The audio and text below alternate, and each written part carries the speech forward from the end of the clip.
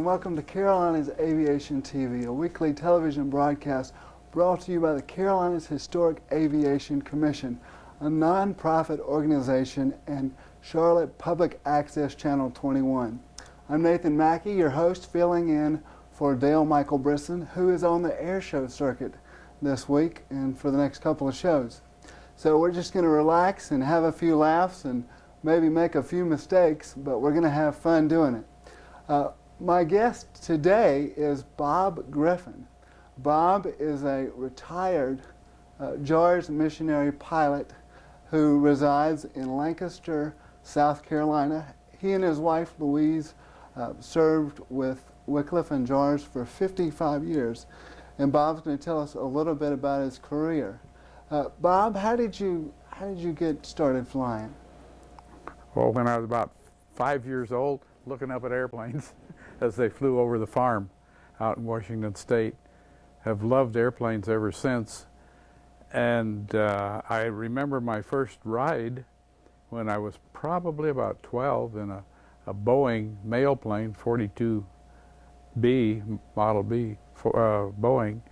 And then as I got a little older, I got into high school, a senior in high school, my father told my brother and myself, we were twins. I have another one looks like me.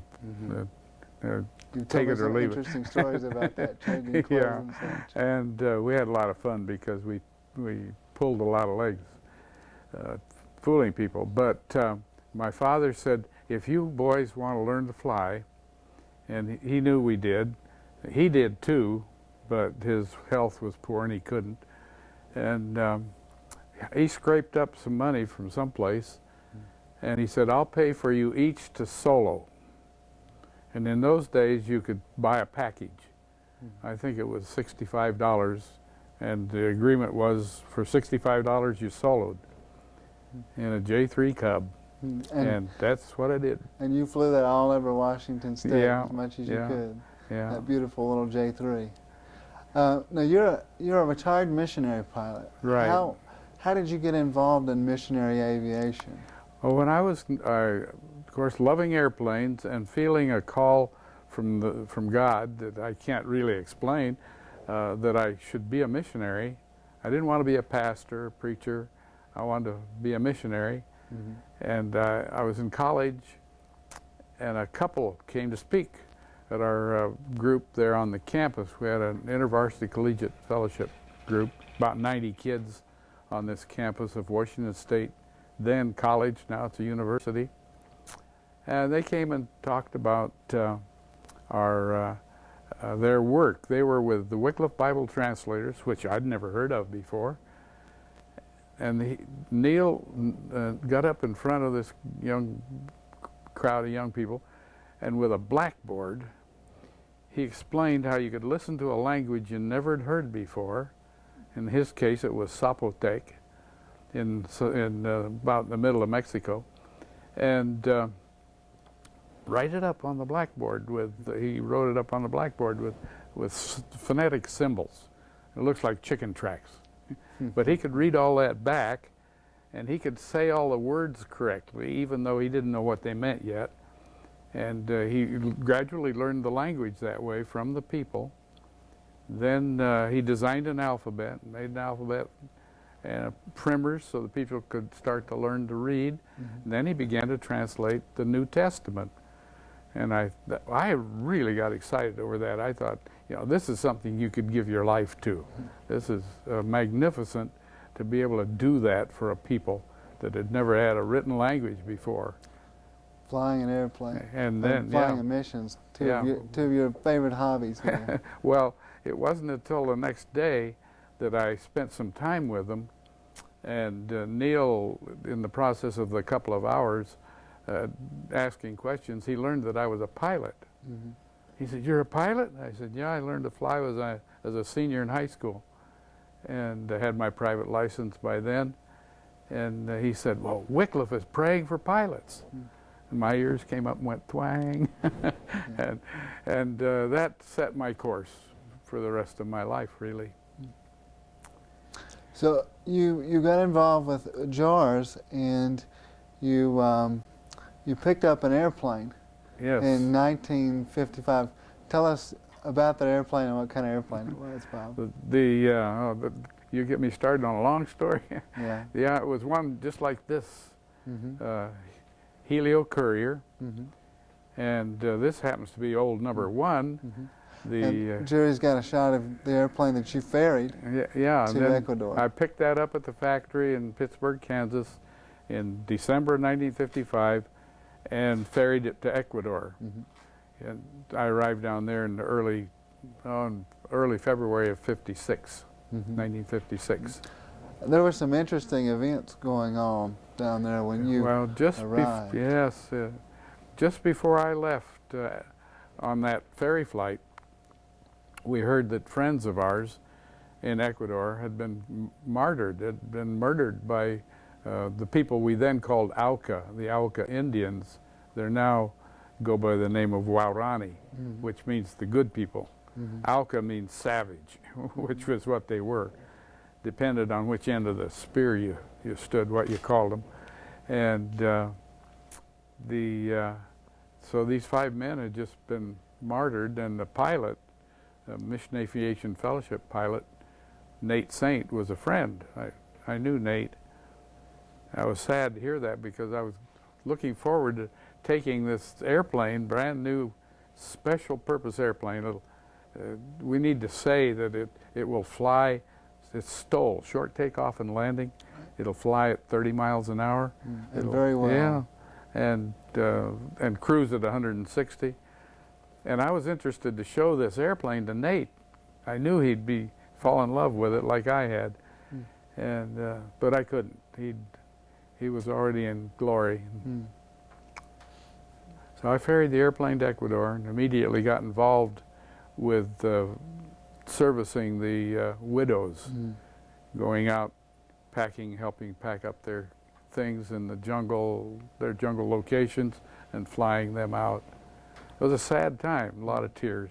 And you lived at Shell Mera. We lived Ecuador, at Shell. which was the home base of Nate Saint, MAF Yes. flight operations. Yes. For how long? We were there for 3 years in Shell. And it's so-called Shell Mera, that name is not used any longer. It's called Pastaza. But it was because Shell Oil, Dutch Shell, had been in Ecuador in the late 30s, early 40s, looking for oil. And they found oil, but not in marketable quantities because of the difficulty of getting it out. You either had to go over the Andes, or you had to get it onto barges and ship it out down the Amazon. And they gave up, moved out, but they left this lovely airstrip at this place called Shell Mera, their base. And we operated out of there, as did MAF. What was a typical day like back in the 50s flying a Helio Courier? No, there weren't South any America. typical days. We had to deal with weather. Sometimes tropical weather is very different from what we have here in the United States, and lots of vertical action, lots of build-ups. It rains almost every day, doesn't it? And in Shell, the average rainfall was 385 inches a year. Wow. Now divide that. A lot of rain, but it came in large amounts at once. You know, it all fell out of the sky at once, and just about washed you away. But when it was nice, it was lovely. And we flew the rivers because there were no roads out there. It was just nothing but a green expanse of broccoli. That's what it looked like from the air. And with the silvery rivers winding their way, and most of the population was on the rivers. The Indians lived along the rivers, and so we followed those rivers. And if you had an emergency, you could usually find a beach somewhere to get in on. And you have a story you've told me several times about going into or getting a call for help from a missionary, and the weather was bad, and you had to follow a river, but you couldn't really see. Tell us about that. Well, the weather was in between us was terrible.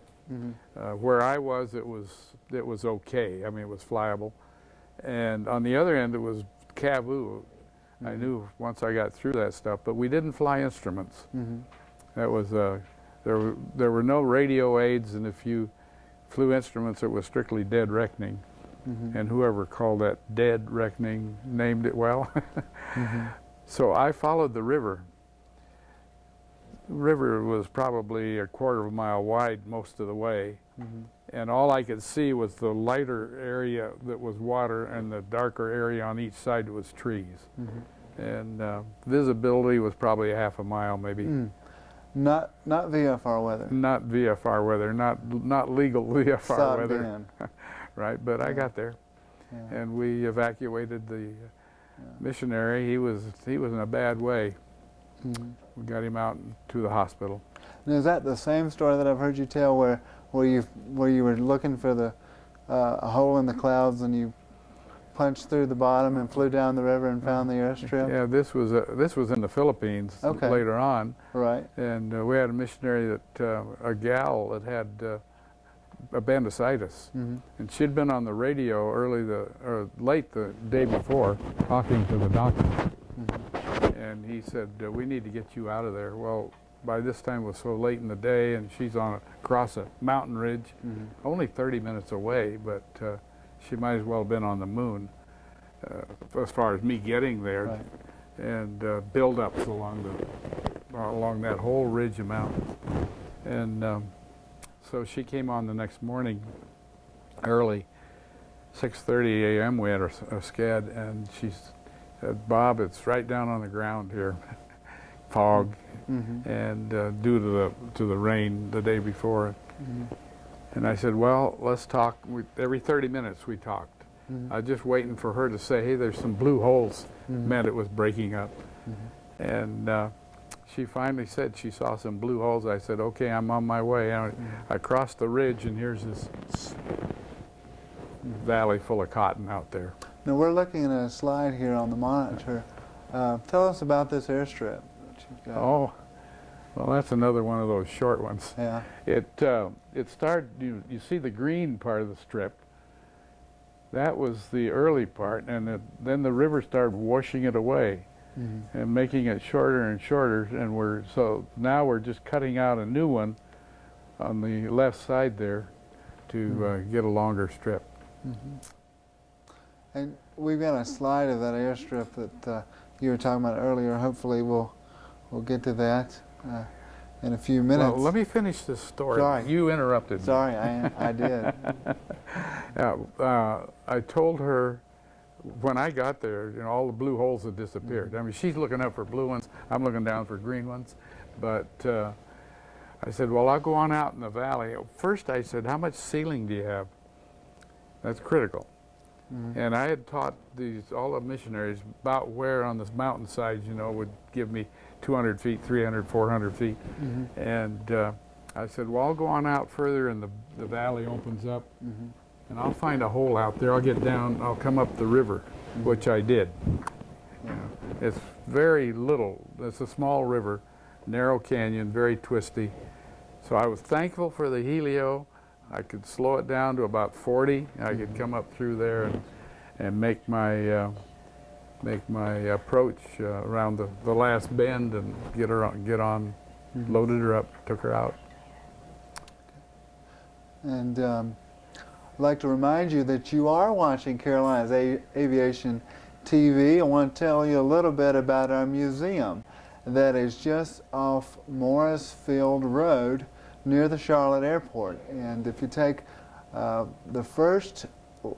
take Morris Field from Billy Graham and you take the first right, which is Minuteman Boulevard, you'll eventually come to Carolina's Aviation Museum.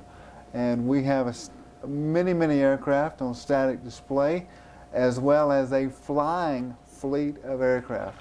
Dale always amazes me when he says that, because I always think he's going to mess it up. But we have a Douglas DC-3, the Piedmont flagship DC-3, and also 2 flying OV-1 Mohawks that are based out of the museum. And also we had a Blanca Cruiser that is now hanging, I believe, in one of the concourses of the Charlotte Douglas Airport.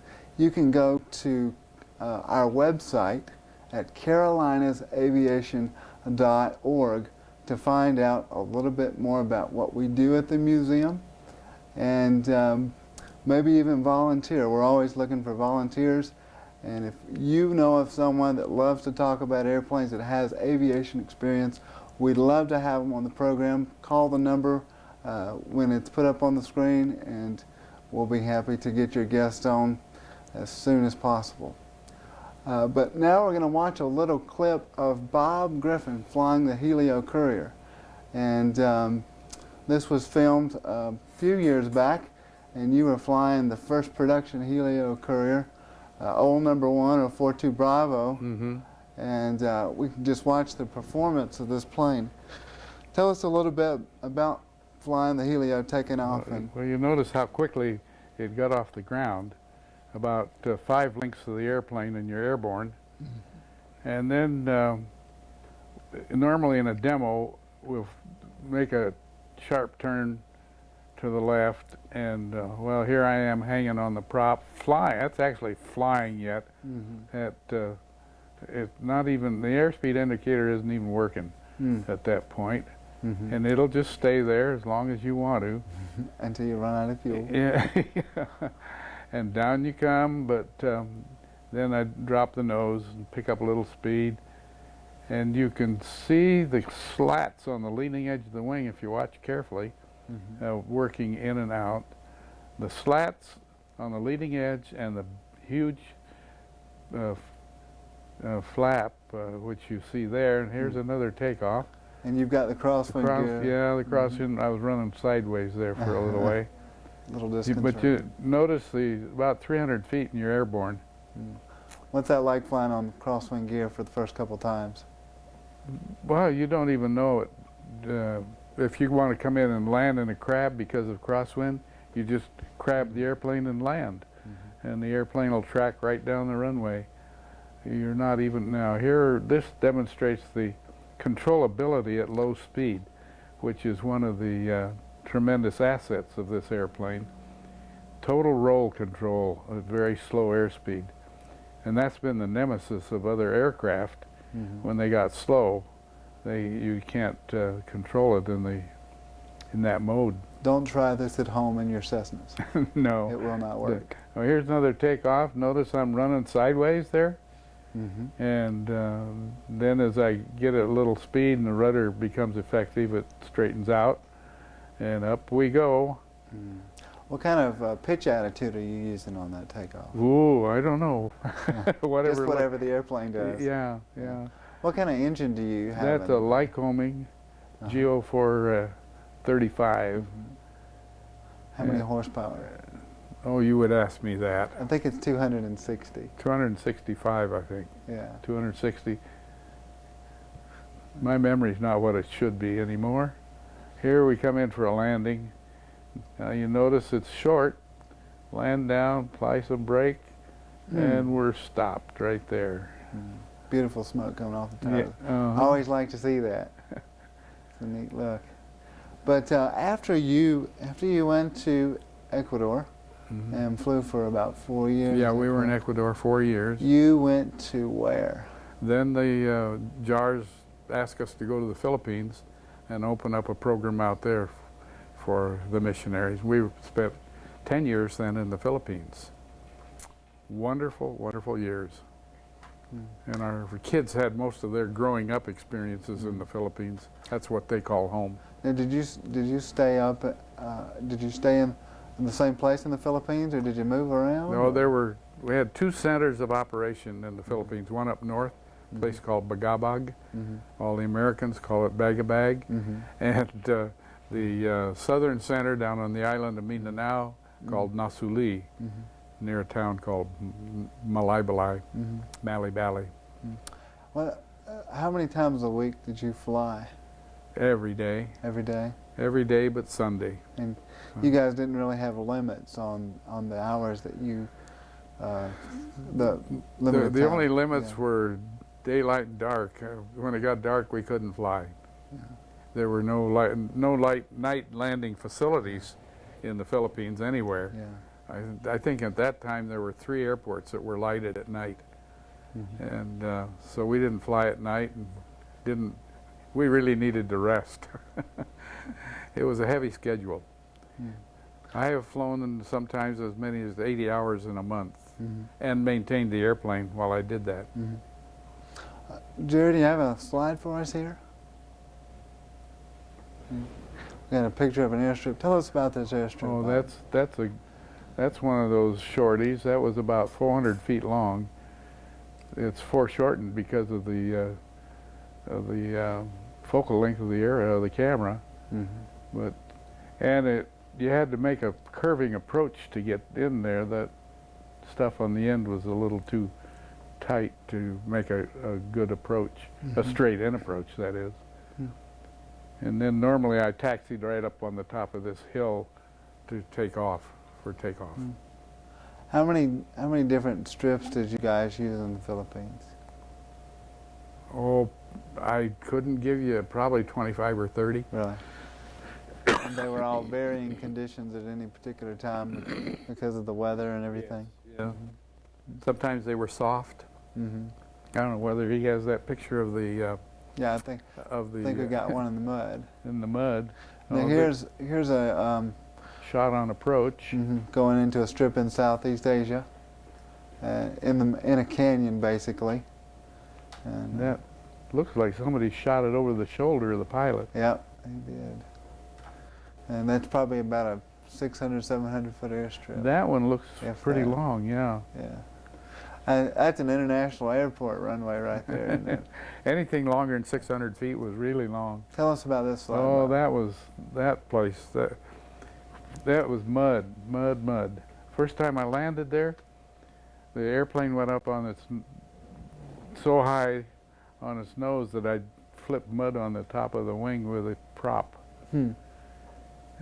But hard to keep an airplane clean. You can't keep an airplane clean. Our hangar boy groaned every time we came back because he had to wash the mud off. It was worse when you rolled through carabao pies, of which there were many in the Philippines. But yeah, so mud was a thing that you faced on a lot of occasions. Tell us about this picture, Bob. Oh, this is another shorty. It's up in the area of the Philippines among the headhunters, and you had to make the approach down through the canyon there and make a final turn to get onto the strip, and then when you departed it was the same thing out. As soon as you broke ground you turned right to fly in the canyon for an exit. And you're going pretty slow in there too, aren't you? Yeah, find the airstrip in that one. Looks like it might be in the middle of the slide. Yeah, it's that little green spot there in the middle. That's the one. That's what we're aiming for landing. Now, was that the airstrip that you were telling us about before that you've had to follow the river down when you got down through the clouds? No, that we had that earlier. Okay. No, this is a different one. This is one that's in a cul-de-sac, and when you got up to the far end, or when you made your approach, you wanted to land because you couldn't turn. It was too tight in there among those hills. Well, let's talk about your book a little bit. You have a book. It has been out how long? Oh, look at the copyright date. Well, that's it. Yeah. Let's see. It's been out long enough, Nathan, that we've sold out 10,000 copies. Let's see. Is it 1998 we did this? Yeah. 1998. And I met you shortly before the first edition came out. And you guys are getting ready to have the second edition. The second edition will be out shortly. We hope within a couple of months. And I'm sure that you can find a copy of this particular book, Cleared for Takeoff by Bob Griffin, on various book websites on the internet. Like he said, there have been about 10,000 copies sold, so I'm sure you can find one. But right here, what we're looking at is the second printing edition. It's a brand new cover. Done by a professional aviation artist, award-winning Priscilla Patterson, who said, "I am blessed to be able to paint a do a painting for you. Mm-hmm. And we're thrilled with that. And that'll be the cover on the next edition coming out. And we call that the 50th anniversary edition. See, last year was the 50th anniversary of my beginning to fly in the jungle, and the 50th anniversary of the men being killed in Ecuador. And your wife Louise has been with you through all these adventures, kind of like an Indiana Jones right character. Yeah, next month, early in the month, we celebrate our 60th wedding anniversary. Congratulations to you. Thank you. You have $3, $4 I keep saying that. Yeah. You have $4 and 2 grandchildren. Mm-hmm.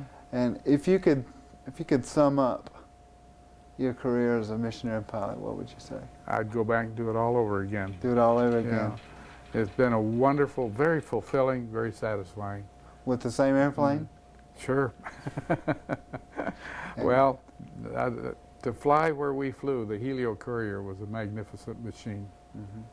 And you and I had the opportunity in December to take a ride. I'd always said I wanted to fly with Mr. JAARS and surprised you with a flight in the Warbird that Roger Crenson and I flew to Oshkosh. Mm-hmm. That was a very memorable flight for us. It was very special for me. We had a lot of fun, and I still need to get you to sign my logbook. I'll do that. Yeah. But, well, folks, we're going to have to wrap it up. We've had a great time with Bob Griffin, a career missionary pilot with Wycliffe Bible Translators, and just amazing stories of being on the mission field, serving Wycliffe Bible Translators, translating the Bible into thousands and thousands of languages all over the world for over 50 years now, and still flying strong, getting new airplanes, pilots, mechanics, and support personnel every day. And you were actually the first JAARS pilot, weren't you? Not exactly, no, but I was one of the first. Yeah. One of the first. Yeah. But before I forget, I want to give a thank you to the crew tonight. We have Brad Stafford, the executive producer, Jerry Gunter on video, as well as Renee Mayer, Charlene Malice, and special guest sound engineer Red Davies. And please do visit our website, carolinasaviation.org. And you can go on and find out about all the airplanes that we have are at the museum. Thanks. Again, down with the flaps, down with the gear, 3-point landing, and we're out of here. Blue skies, everybody.